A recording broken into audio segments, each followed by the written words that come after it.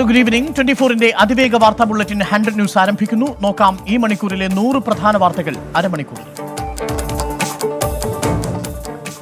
സംസ്ഥാനത്ത് ഇന്ന് 10 പേർക്ക് കൂടി കോവിഡ് സ്ഥിരീകരിച്ചു. മലപ്പുറത്ത് 3-ഉം പാലക്കാട്ടും വയനാട്ടും 2 പേർക്കും, കോട്ടയം, കണ്ണൂർ, കോഴിക്കോട് എന്നിവിടങ്ങളിൽ ഓരോരുത്തർക്കുമാണ് രോഗം സ്ഥിരീകരിച്ചത്. 4 പേർ വിദേശത്തു നിന്ന് വന്നവരും 2 പേർ ചെന്നൈയിൽ നിന്നെത്തിയവരും. 4 പേരുടെ രോഗബാധ സമ്പർക്കത്തിലൂടെ, ഒരാൾ രോഗമുക്തി നേടി. സ്വയം പര്യാപ്തമായി ഇന്ത്യ സൃഷ്ടിക്കാൻ ലക്ഷ്യമിട്ടാണ് പ്രധാനമന്ത്രി 20 ലക്ഷം കോടിയുടെ പാക്കേജ് പ്രഖ്യാപിച്ചതെന്ന് കേന്ദ്ര ധനമന്ത്രി നിർമ്മല സീതാരാമൻ. സ്വയം പര്യാപ്തമായ ഇന്ത്യ എന്നാൽ മറ്റു രാജ്യങ്ങളിൽ നിന്ന് ഒറ്റപ്പെട്ടത് എന്നർത്ഥമില്ല. സമ്പദ്ഘടനയിലെ മാറ്റങ്ങൾ പാവപ്പെട്ടവന്റെ ജീവിതം മാറ്റിമറിച്ചെന്നും നിർമ്മല സീതാരാമൻ. ചെറുകിട ഇടത്തരം സംരംഭങ്ങൾക്ക് വൻ ആനുകൂല്യങ്ങൾ പ്രഖ്യാപിച്ച കേന്ദ്രത്തിന്റെ സാമ്പത്തിക പാക്കേജ്. ചെറുകിട നാമമാത്ര വ്യവസായങ്ങൾക്ക് 3 ലക്ഷം കോടി രൂപയുടെ ഈടില്ലാത്ത വായ്പ നൽകും. പ്രതിസന്ധിയിലായ ചെറുകിട വ്യവസായങ്ങൾക്ക് 20,000 കോടി അനുവദിക്കും. സൂക്ഷ്മ, ഇടത്തരം, ചെറുകിട വ്യവസായങ്ങളുടെ നിർവചനവും പരിഷ്കരിച്ചു. ഊർജ്ജ വിതരണ കമ്പനികൾക്ക് 90,000 കോടിയുടെ സഹായം. നികുതിദായകർക്ക് ഇടക്കാല ആശ്വാസം. TDS, TCS നിരക്കുകൾ അടുത്ത വർഷം മാർച്ച് 31 വരെ 25% കുറച്ചു. റിട്ടേൺ സമർപ്പിക്കേണ്ട സമയപരിധി നവംബർ 30 വരെ ദീർഘിപ്പിച്ചു. 72.22 ലക്ഷം തൊഴിലാളികളുടെ 3 മാസത്തെ PF വിഹിതം കൂടി സർക്കാർ അടയ്ക്കും. 200 കോടി വരെയുള്ള സർക്കാർ കരാറുകൾക്ക് ആഗോള ടെൻഡർ വിളിക്കില്ല. ആളുകളുടെ കയ്യിൽ പണം എത്തിക്കുകയായിരുന്നു കേന്ദ്ര സർക്കാർ ആദ്യം ചെയ്യേണ്ടിയിരുന്നതെന്ന് ധനമന്ത്രി തോമസ് ഐസക്. മൊറട്ടോറിയം 1 വർഷത്തേക്ക് നീട്ടണമായിരുന്നുവെന്നും ബാങ്കുകൾ പലിശ ഏറ്റെടുക്കണമായിരുന്നുവെന്നും തോമസ് ഐസക് പ്രതികരിച്ചു. കൈ നനയാതെ മീൻ പിടിക്കാനാണ് കേന്ദ്ര ശ്രമമെന്നും ധനമന്ത്രി. സംസ്ഥാനത്ത് വീര്യം കുറഞ്ഞ മദ്യത്തിന് 10%, വിദേശ മദ്യത്തിന് 35% വില ഉയരും. നികുതി ഉയർത്താൻ ഓർഡിനൻസ് കൊണ്ടുവരും. മദ്യശാലകൾ ഈ മാസം 18-നോ 19-നോ തുറക്കും. മദ്യവിൽപ്പനയ്ക്ക് വെർച്വൽ ക്യൂ ഏർപ്പെടുത്താൻ നാളെ മൊബൈൽ ആപ്പ് തയ്യാറാക്കും. ബാർ കൗണ്ടർ വഴി മദ്യം പാഴ്സലായി നൽകും. അബ്കാരി ചട്ടം ഭേദഗതി ചെയ്യാനും മന്ത്രിസഭായോഗത്തിൽ തീരുമാനം. സംസ്ഥാനത്ത് ബസ് ചാർജ് വർദ്ധിപ്പിക്കും. നിരക്ക് ഉയരുന്നത് കോവിഡ് കാലത്തേക്ക് മാത്രം. നീക്കം സാമൂഹിക അകലം പാലിക്കുമ്പോൾ ബസ്സുകളിൽ യാത്രക്കാരുടെ എണ്ണം കുറയുന്നത് കണക്കിലെടുത്ത്.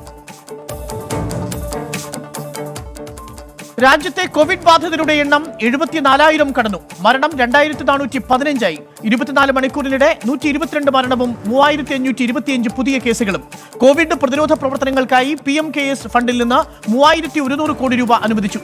വെന്റിലേറ്ററുകൾ വാങ്ങാൻ 2,000 കോടിയും അതിഥി തൊഴിലാളികൾക്കായി 1,000 കോടിയും ചെലവഴിക്കും. 100 കോടി രൂപ വാക്സിൻ ഗവേഷണത്തിനായി മാറ്റിവെക്കും.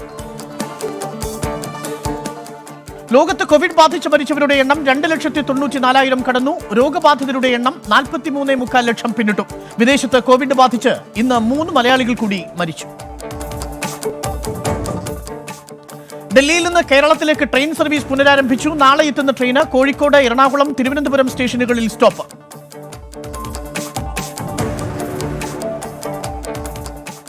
പ്രവാസികളെ നാട്ടിലേക്ക് തിരികെ എത്തിക്കാനുള്ള വന്ദേ ഭാരത് മിഷന്റെ 2ാം ഘട്ട വിമാനങ്ങളുടെ പട്ടിക തയ്യാറായി. 2ാം ഘട്ടം മെയ് 16 മുതൽ 22 വരെ. 149 വിമാനങ്ങളിലായി 31 രാജ്യങ്ങളിൽ നിന്നും സർവീസ്. മാറ്റിവെച്ച SSLC+2 പരീക്ഷകൾ ഈ മാസം 26-ന് പുനരാരംഭിക്കും. രാവിലെയും ഉച്ചയ്ക്കുമായി ഹയർ സെക്കൻഡറി SSLC പരീക്ഷകൾ നടക്കും. പൂർത്തിയായ 2ാം വർഷ ഹയർ സെക്കൻഡറി പരീക്ഷകളുടെ മൂല്യനിർണ്ണയം തുടങ്ങി. നീണ്ട ഇടവേളയ്ക്ക് ശേഷം സംസ്ഥാനത്തെ കള്ള് ഷാപ്പുകൾ തുറന്നു. ഷാപ്പുകൾ പ്രവർത്തിക്കുന്നത് കർശന നിയന്ത്രണങ്ങളോടെ. കണ്ണൂരും ആലപ്പുഴയിലും തിരുവനന്തപുരത്തും ഉൾപ്പെടെ മിക്കയിടങ്ങളിലും ഷാപ്പുകൾ തുറന്നില്ല. ഉൽപാദനം തുടങ്ങാത്തതും ലേല നടപടികൾ പൂർത്തിയാക്കാത്തതും പ്രതിസന്ധി. വാളയാർ വഴി വന്നയാൾക്ക് കോവിഡ് സ്ഥിരീകരിച്ച സംഭവത്തിൽ സ്ഥലത്തുണ്ടായിരുന്ന രാഷ്ട്രീയ പ്രവർത്തകരെ ഒഴിവാക്കി നിരീക്ഷണ പട്ടിക. DMO സമർപ്പിച്ച പട്ടികയിൽ മാധ്യമപ്രവർത്തകരും ആരോഗ്യ പ്രവർത്തകരും മാത്രം. റിപ്പോർട്ട് സർക്കാർ തിരിച്ചയച്ചു. പുതിയ റിപ്പോർട്ട് സമർപ്പിക്കാൻ ആരോഗ്യ വകുപ്പിന് കർശന നിർദ്ദേശം. പത്തനംതിട്ട മേടപ്പാറയിൽ ടാപ്പിംഗ് തൊഴിലാളിയെ കൊന്ന കടുവ വീണ്ടും ജനവാസ മേഖലയിൽ. കടുവയെ കണ്ടത് വടശ്ശേരിക്കര പേഴുംപാറയിൽ. പ്രദേശത്ത് വനംവകുപ്പ് ഉദ്യോഗസ്ഥരുടെയും സ്പെഷ്യൽ റാപ്പിഡ് ഫോഴ്സിന്റെയും തെരച്ചിൽ തുടരുന്നു. 2,000-ഓളം ഇന്ത്യക്കാരുമായി അമേരിക്കയിൽ നിന്ന് കപ്പൽ യാത്ര തിരിച്ചു. അമേരിക്കയിലെ 14 കപ്പലിൽ നിന്നുള്ള ജീവനക്കാരാണ് യാത്രക്കാർ. മയാമിയിൽ നിന്ന് കപ്പൽ പുറപ്പെട്ടു. കപ്പൽ ജൂൺ 5-ന് ഗോവയിലെത്തും. തിരുവനന്തപുരം വേലി ടൂറിസം വില്ലേജിലെ ഫ്ലോട്ടിംഗ് റെസ്റ്റോറന്റ് കായലിൽ മുങ്ങി. ആദ്യ നില പൂർണ്ണമായും മുങ്ങി. 70 ലക്ഷം രൂപ മുടക്കി 5 മാസം മുമ്പ് നവീകരിച്ച റെസ്റ്റോറന്റാണ് മുങ്ങിയത്. പൂർവ്വസ്ഥിതിയിലാക്കാനുള്ള പ്രവർത്തനങ്ങൾ നാളെ ആരംഭിക്കും. ഇടവമാസ പൂജകൾക്കായി ശബരിമല നട നാളെ തുറക്കും. മന്ത്രി കണ്ഠർ മഹേഷ് മോഹനരുടെ കാർമ്മികത്വത്തിൽ വൈകിട്ട് 5-ന് ശ്രീകോവിൽ തുറക്കും. ഭക്തർക്ക് ഓൺലൈനായി വഴിപാടുകൾ നടത്താൻ സൗകര്യം. കോവിഡ് ആശങ്കയ്ക്കിടെ കൊല്ലം ജില്ലയിൽ ഭീഷണി ഉയർത്തി എലിപ്പനിയും ഡെങ്കിപ്പനിയും. ജില്ലയുടെ മലയോര മേഖലയിൽ എലിപ്പനി സ്ഥിരീകരിച്ചു. കിഴക്കൻ മേഖലയിൽ ഡെങ്കിപ്പനിയും പടരുന്നു. AC കോച്ചുകളിലെ യാത്ര കോവിഡ് വ്യാപന സാധ്യത വർദ്ധിപ്പിക്കുമെന്ന മുന്നറിയിപ്പുമായി ഇന്ത്യൻ മെഡിക്കൽ അസോസിയേഷൻ. സാധാരണ ട്രെയിനുകൾ അനുവദിച്ചാൽ മതിയെന്ന് ചൂണ്ടിക്കാട്ടി IMA പ്രധാനമന്ത്രിക്ക് കത്തയച്ചു. non-AC ട്രെയിനുകൾ സർവീസുകൾ ആരംഭിക്കാൻ റെയിൽവേയുടെ നീക്കം. നടപടി സമ്പൂർണ്ണ AC ട്രെയിനുകൾ പ്രഖ്യാപിച്ചതുമായി ബന്ധപ്പെട്ടുയർന്ന ആശങ്കകളുടെ പശ്ചാത്തലത്തിൽ. കൊച്ചി മെട്രോ സർവീസ് ഉടൻ പുനരാരംഭിക്കും. ട്രെയിനുകളും മെട്രോ സ്റ്റേഷനുകളും അണുനശീകരണം നടത്തി. പ്രധാന സ്റ്റേഷനുകളിലെ ഡിജിറ്റൽ തെർമൽ സ്കാനറുകൾ സ്ഥാപിച്ചു. സാമൂഹ്യ അകലം പാലിച്ചായിരിക്കും സർവീസുകൾ പുനരാരംഭിക്കുക.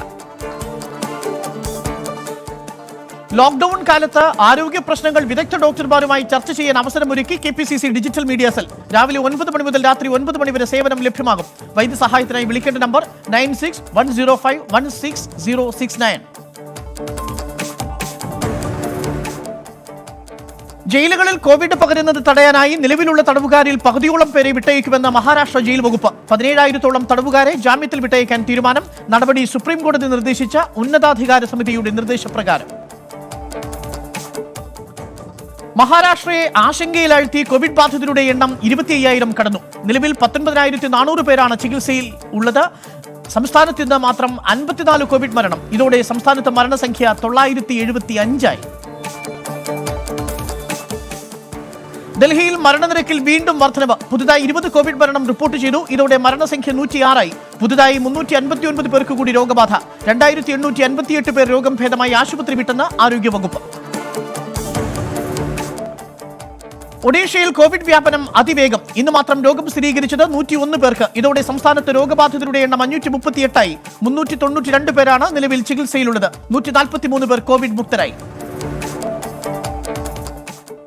തമിഴ്നാട്ടിൽ രോഗബാധിതരുടെ എണ്ണം 9,227 ആയി. ഇന്ന് മാത്രം രോഗം സ്ഥിരീകരിച്ചത് 509 പേർക്ക്. സംസ്ഥാനത്ത് 3 കോവിഡ് മരണം കൂടി. ഇതോടെ സംസ്ഥാനത്ത് കോവിഡ് മരണം 64 ആയി. ഉത്തർപ്രദേശിൽ ആകെ രോഗം സ്ഥിരീകരിച്ചവരുടെ എണ്ണം 3,264 ആയി. 1,873 പേർ രോഗമുക്തി നേടി. ഇതുവരെ മരിച്ചത് 82 പേർ. രാജസ്ഥാനിൽ കോവിഡ് കേസുകൾ 40,000 കടന്നു. പുതുതായി രോഗം സ്ഥിരീകരിച്ചത് 152 പേർക്ക്. 3 മരണം കൂടി റിപ്പോർട്ട് ചെയ്തതോടെ ആകെ മരണം 120 ആയി. സിഖ് വിരുദ്ധ കലാപത്തിൽ ജീവപര്യന്തം കഠിന തടവനുഭവിക്കുന്ന കോൺഗ്രസ് നേതാവ് സജ്ജൻ കുമാറിന്റെ ജാമ്യാപേക്ഷ സുപ്രീം കോടതി തള്ളി. നടപടി ചീഫ് ജസ്റ്റിസ് SA ബോബ്ഡെ അധ്യക്ഷനായ ബെഞ്ചിന്റേത്. ജാമ്യം നൽകാൻ മാത്രം ആരോഗ്യ പ്രശ്നങ്ങളില്ലെന്ന് കോടതി. ഡൽഹി റെയിൽവേ സ്റ്റേഷനിൽ എത്തുന്ന യാത്രക്കാർക്ക് റെയിൽവേ പോലീസിന്റെ നേതൃത്വത്തിൽ വാഹന സൗകര്യം ഏർപ്പെടുത്തും. സ്വന്തമായി വാഹനമില്ലാത്തവർക്കായി ബസ്സുകൾ ക്രമീകരിച്ചിട്ടുണ്ടെന്ന് railway deputy police commissioner Harendra K Singh. Supreme കോടതി അഭിഭാഷകർക്ക് പുതിയ ഡ്രസ് കോഡ്. കോവിഡിന്റെ പശ്ചാത്തലത്തിൽ കറുത്ത കോട്ടും ഗൗണും ഒഴിവാക്കി വെള്ള നിറമുള്ള വസ്ത്രങ്ങളിലേക്ക് മാറാനാണ് നിർദ്ദേശം. വെള്ള ഷർട്ട്, വെള്ള സൽവാർ കമ്മീസ്, വെള്ള സാരി എന്നിവയാകും അഭിഭാഷകരുടെ വേഷം.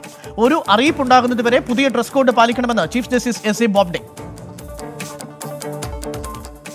കർണാടക എൻട്രൻസ് പരീക്ഷയായ CET ജൂൺ 30, 31 തീയതികളിൽ നടക്കും. എഞ്ചിനീയറിംഗ്, ഫാർമസി കോഴ്സുകളിലേക്കുള്ള പ്രവേശന പരീക്ഷയാണ് CET. രാജ്യത്ത് 4ാം ഘട്ട ലോക്ഡൌൺ പ്രഖ്യാപിക്കാനൊരുങ്ങുന്ന സാഹചര്യത്തിലാണ് പരീക്ഷ മാറ്റിയതെന്ന് കർണാടക വിദ്യാഭ്യാസ മന്ത്രി ഡോക്ടർ CN അശ്വന്ത് നാരായൺ. ലോക്ഡൌണിൽ ഇന്ത്യയുടെ തൊഴിലില്ലായ്മ നിരക്ക് വർദ്ധിച്ചെന്ന് കണക്കുകൾ. കഴിഞ്ഞയാഴ്ച രേഖപ്പെടുത്തിയത് 27.1% സെന്റർ ഫോർ മോണിറ്ററിംഗ് ഇന്ത്യയുടെ എക്കണോമിക് കണക്ക്. ഏപ്രിൽ ഇത് 21.1 ആയിരുന്നു. കര, വ്യോമ, നാവികസേനകളിൽ സൈനികരുടെ വിരമിക്കൽ പ്രായം നീട്ടുന്ന കാര്യം ആലോചനയിലെന്ന് chief of defence staff general Bipin Rawat. Service കാലാവധി നീട്ടാനുള്ള നയം താമസിയാതെ കൊണ്ടുവരുമെന്നും വിശദീകരണം.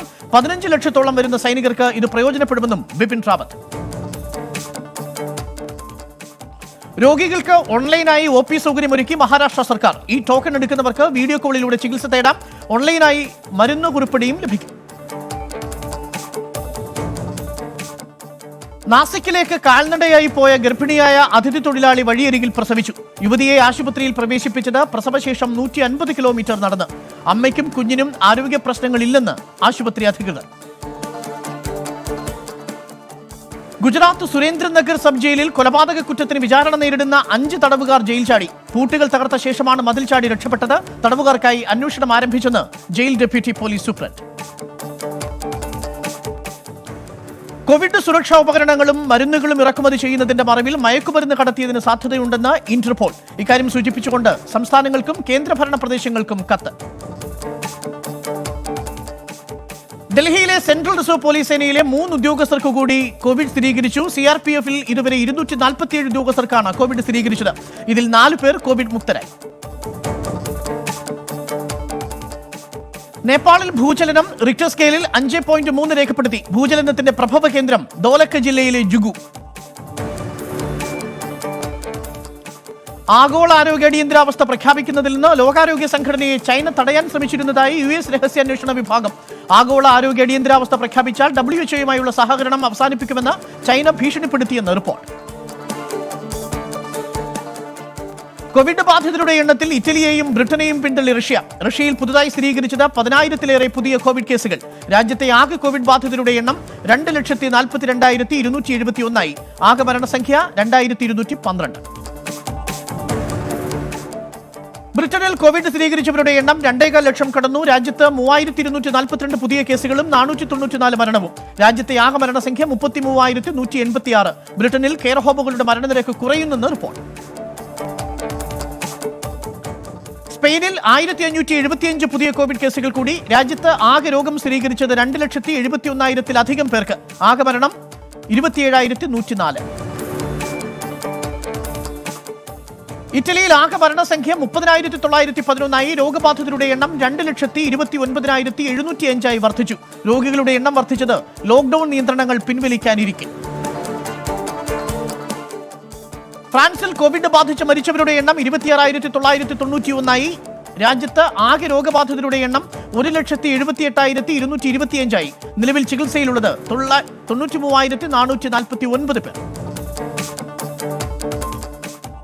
സൗദിയിൽ നിന്ന് 1,905 കോവിഡ് കേസുകളും 9 മരണവും. ഇതോടെ ആകെ രോഗികൾ 44,830. ആകെ മരണം 273. ആകെ രോഗമുക്തി നേടിയത് 17,622 പേർ. ജപ്പാനിൽ കോവിഡ് ബാധിച്ച് സുമോ ഗുസ്തിക്കാരൻ മരിച്ചു. 28-കാരനായ കിയോട്ടാക്ക സ്യൂട്ടേക്കാണ് മരിച്ചത്. ആദ്യമായി കോവിഡ് ബാധ സ്ഥിരീകരിച്ച സുമോ ഗുസ്തി താരമാണ് കിയോട്ടാക്ക. മറ്റ് സുമോ ഗുസ്തിക്കാരിലും കോവിഡ് പരിശോധന നടത്തുമെന്ന് ജപ്പാൻ സുമോ അസോസിയേഷൻ. കൂട്ടപലായനവുമായി വെനിസ്വലൻ പൗരന്മാർ. ലോക്ഡൌണിന് പിന്നാലെ 52,000 വെനിസ്വലക്കാർ കൊളംബിയയിൽ നിന്ന് രാജ്യത്തേക്ക് മടങ്ങിയതായി കൊളംബിയ മൈഗ്രേഷൻ ഏജൻസി. കുടിയേറ്റക്കാരെ ജോലിയിൽ നിന്നും ഒഴിവാക്കിയതും സാമ്പത്തിക തകർച്ചയുമാണ് 10,000-ങ്ങളെ നാട്ടിലേക്ക് മടങ്ങാൻ പ്രേരിപ്പിച്ചതെന്ന് റിപ്പോർട്ട്. വെൻഡിംഗ് മെഷീനുകളിലൂടെ മാസ്കുകൾ വിതരണം ചെയ്യാൻ സിംഗപ്പൂർ. പദ്ധതി നടപ്പിലാക്കുന്നത് ഗെയിമിംഗ് ഹാർഡ്വെയർ നിർമ്മാതാക്കളായ റേസറിംഗ്. മാസ്കുകൾ ധരിക്കേണ്ടത് നിർബന്ധമാക്കി സിംഗപ്പൂരിൽ ജൂൺ 1-നകം മെഷീനുകൾ വിന്യസിക്കുമെന്ന് കമ്പനി അധികൃതർ. 24 മണിക്കൂർ കർഫ്യൂ പ്രഖ്യാപിച്ചു സൗദി. കർഫ്യൂ മെയ് 23 മുതൽ മെയ് 27 വരെ. നടപടി കോവിഡ് വ്യാപനം തടയാൻ. ലോക്ഡൌൺ കാലത്ത് ഓൺലൈൻ ഭക്ഷണ വിതരണ ശൃംഖലയിൽ ജോലി ചെയ്ത് ജാപ്പനീസ് ഫെൻസിംഗ് താരം റിയോ മിയാക്കെ. ചെറു സമ്പാദ്യവും ഫിറ്റ്നസുമാണ് ജോലിയുടെ ലക്ഷ്യമെന്ന് താരം. 2020 ഒളിമ്പിക്സിൽ ഫെൻസിംഗ് ഇനത്തിൽ രാജ്യത്തെ പ്രതിനിധീകരിക്കേണ്ട താരമാണ് റിയോ മിയാക്കെ. കോവിഡിന്റെ പശ്ചാത്തലത്തിൽ നീട്ടിവെച്ച ഒളിമ്പിക്സിന്റെ ഇടവേളയിലാണ് താരത്തിന്റെ ഭക്ഷണ വിതരണം. അഫ്ഗാനിസ്ഥാനിലെ ആശുപത്രിക്ക് നേരെയുണ്ടായ ആക്രമണത്തിൽ മരിച്ചവരുടെ എണ്ണം 24. തോക്കുധാരികളായ 3 പേർ ആശുപത്രിയിലേക്ക് അതിക്രമിച്ച് കയറി ആക്രമണം നടത്തുകയായിരുന്നു. അഫ്ഗാൻ സുരക്ഷാ സേനയുമായുള്ള ഏറ്റുമുട്ടലിൽ 3 അക്രമികളും കൊല്ലപ്പെട്ടു. ആക്രമണത്തിന്റെ ഉത്തരവാദിത്വം ഇതുവരെ ആരും ഏറ്റെടുത്തിട്ടില്ല. ഗ്രീക്ക് അഭയാർത്ഥി ക്യാമ്പുകളിൽ നിന്ന് 500 കുട്ടികളെ പോർച്ചുഗൽ ഏറ്റെടുക്കുമെന്ന് വിദേശകാര്യമന്ത്രി അഗസ്റ്റോ സാന്റോ സിൽവ. നടപടി കോവിഡ് വ്യാപന പശ്ചാത്തലത്തിൽ. ക്യാമ്പുകളിലെ കഠിനമായ ജീവിത സാഹചര്യത്തിലാണ് കുട്ടികൾ കഴിയുന്നതെന്ന് മന്ത്രി. ബുർജ് ഖലീഫയിലെ ഓരോ ഗോപുരത്തിലെയും 12 ലക്ഷം ലൈറ്റുകൾ സ്പോൺസർ ചെയ്യാൻ പദ്ധതി. നടപടി കോവിഡ് പശ്ചാത്തലത്തിൽ പണം സ്വരൂപിക്കാൻ. ഏറ്റവും ഉയരത്തിലുള്ള ലൈറ്റുകൾ ലേലം വിളിക്കാനും പദ്ധതി. കൊറോണ വൈറസിന്റെ ജീനുകളെ കുറിച്ച് പഠിക്കാൻ ബ്രിട്ടീഷ് ഗവേഷകർ. ഇതിനായി ഗുരുതരമായി രോഗം ബാധിച്ച ആളുകളുടെ ജനിതക കോഡ് ക്രമീകരിക്കുകയും അവ താരതമ്യ പഠനത്തിന് വിധേയമാക്കുകയും ചെയ്യുമെന്ന് ഗവേഷകർ.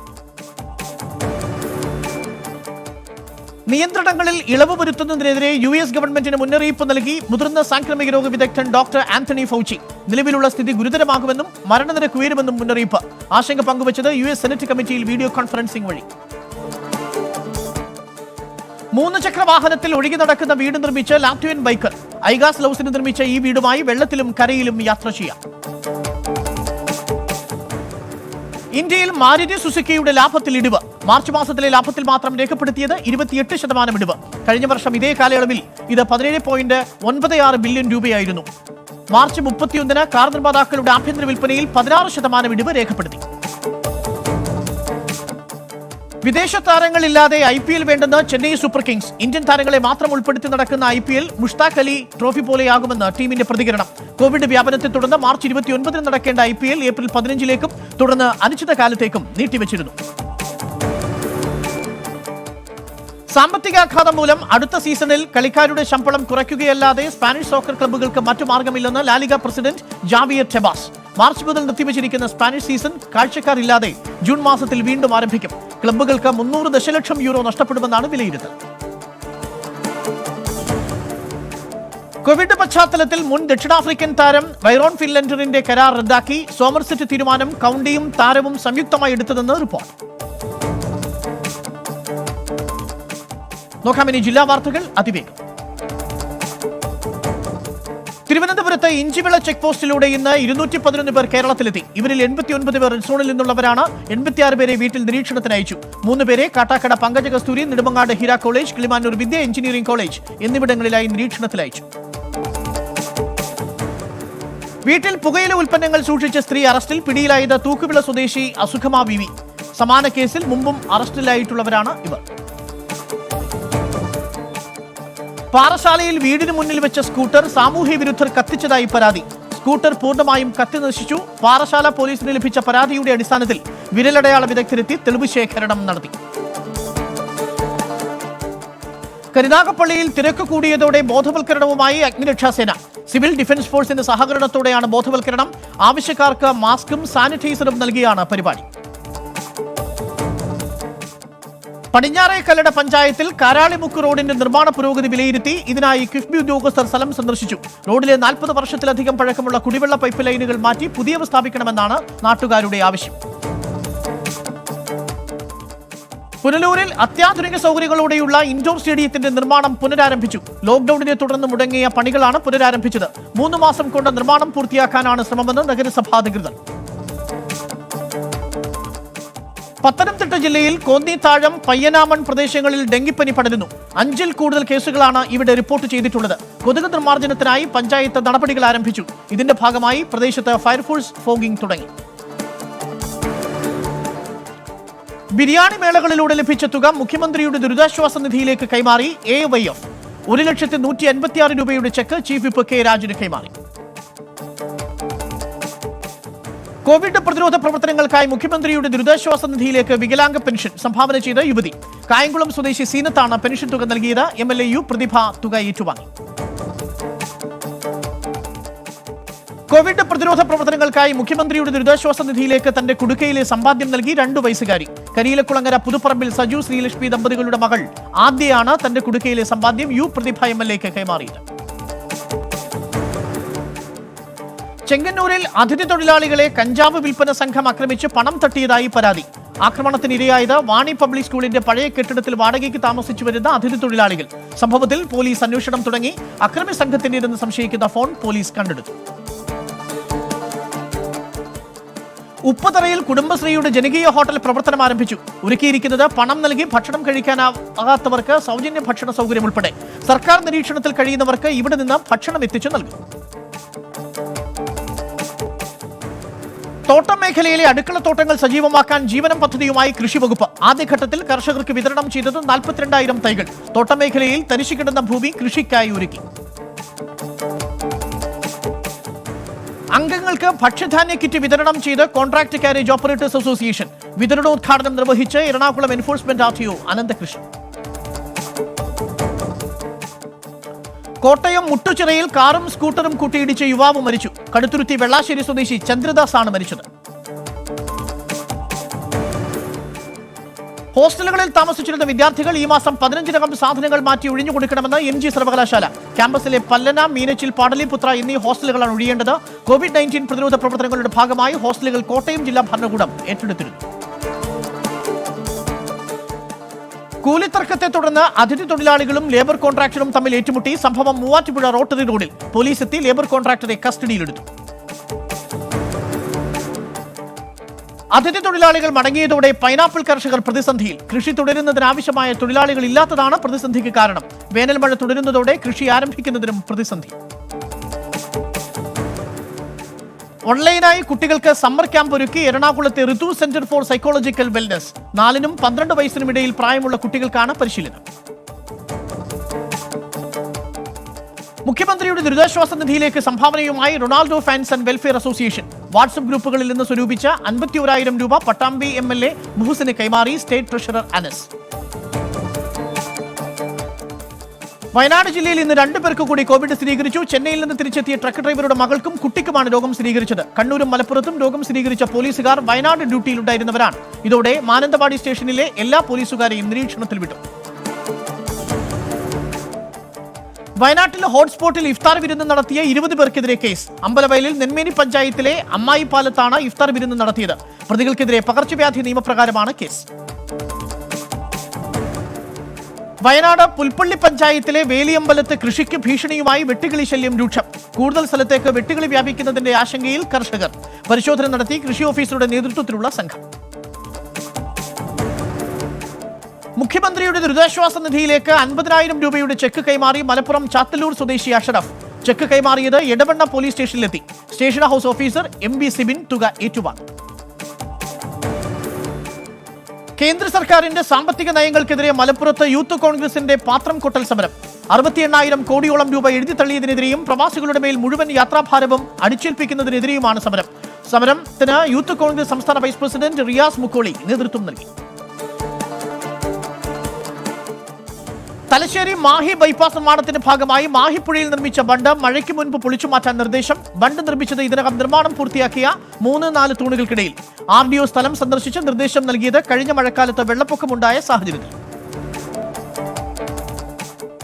കോടഞ്ചേരി ഗവൺമെന്റ് കോളേജിലെ മുൻകാല SFI പ്രവർത്തകരുടെ കൂട്ടായ്മയായ ഗുൽമോഹർ കോളേജ് വിദ്യാർത്ഥികൾക്കായി കവിതാരചന മത്സരം സംഘടിപ്പിക്കുന്നു. അകപ്പെട്ടവരുടെ സുവിശേഷങ്ങൾ എന്നതാണ് വിഷയം. സൃഷ്ടിക്ക് ലഭിക്കേണ്ട അവസാന തീയതി 20-ാം തീയതി.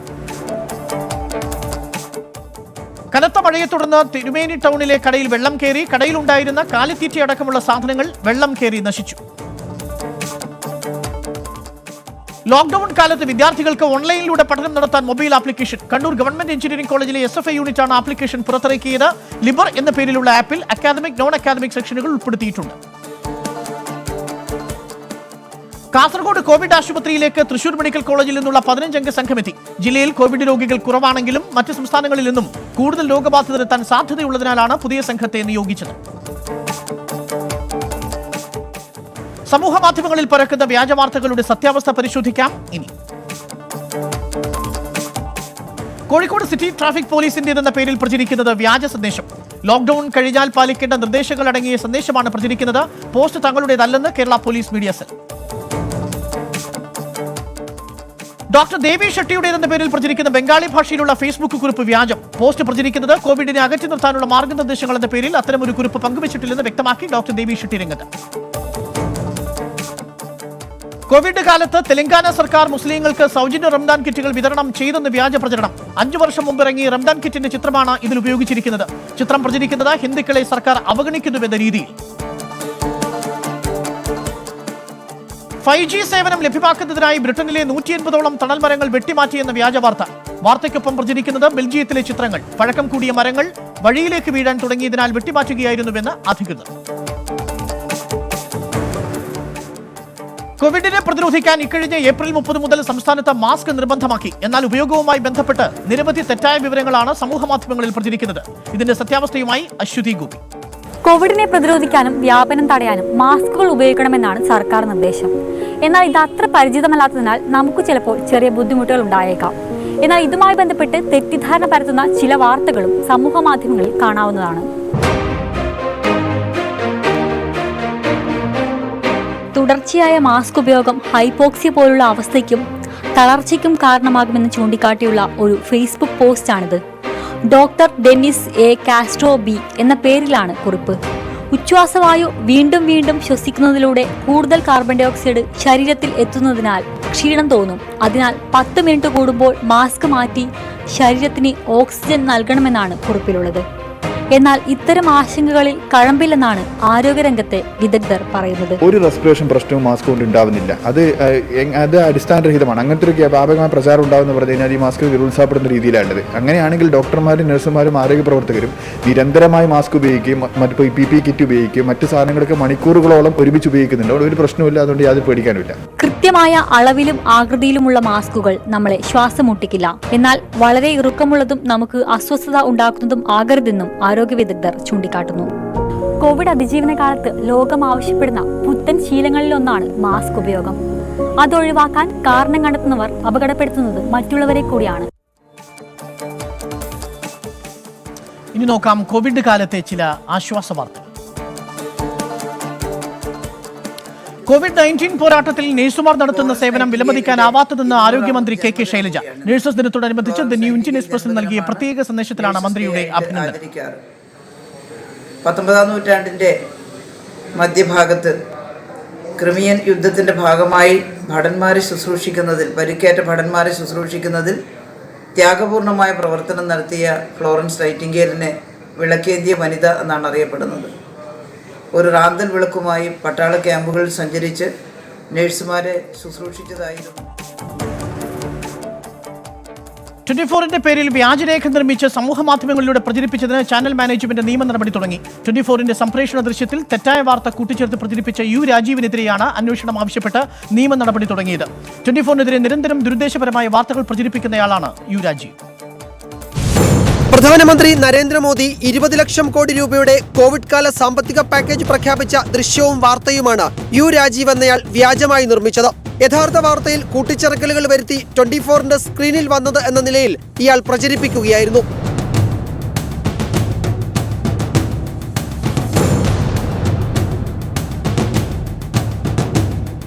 സമൂഹ മാധ്യമങ്ങളിൽ തെറ്റായ വിവരം പ്രചരിപ്പിച്ച ഇയാൾ 24-നെതിരെ വ്യാജ പ്രചാരണം നടത്തുകയും ചെയ്തു. മെയ് 12-ന് രാത്രി 10 മണിക്ക് തുടങ്ങിയ 24-ന്റെ ലേറ്റസ്റ്റ് ന്യൂസിന്റെ സ്ക്രീൻഷോട്ടിൽ തെറ്റായ വിവരങ്ങൾ കൂട്ടിച്ചേർത്താണ് വ്യാജരേഖ നിർമ്മിച്ചത്. 24-നും മാത്രമായി തയ്യാറാക്കിയിട്ടുള്ള ഒരു ഫോണ്ടുണ്ട്. എന്നാൽ വ്യാജമായി ചമച്ച വാർത്തയിൽ ഉപയോഗിച്ചത് മറ്റൊന്നാണ്. വ്യാജരേഖ ചമച്ചതിന്റെ തെളിവുകൾ 24 പോലീസിന് കൈമാറി. രാജീവിനെതിരെ നിയമ നടപടി ആവശ്യപ്പെട്ട് മുഖ്യമന്ത്രിക്കും DGPക്കും കൊച്ചി സിറ്റി പോലീസ് കമ്മീഷണർക്കും ചാനൽ മാനേജ്മെന്റ് കത്ത് നൽകിയിട്ടുണ്ട്. 24-ന്റെ സൽപ്പേരിന് കളങ്കമുണ്ടാക്കുന്ന സമൂഹ മാധ്യമ ദുഷ്പ്രചരണം ഇതാദ്യമല്ല. ഇത്തരം സംഭവങ്ങളിൽ നിയമ ഇടപെടൽ 24 ഇനിയും തുടരും. News desk 24.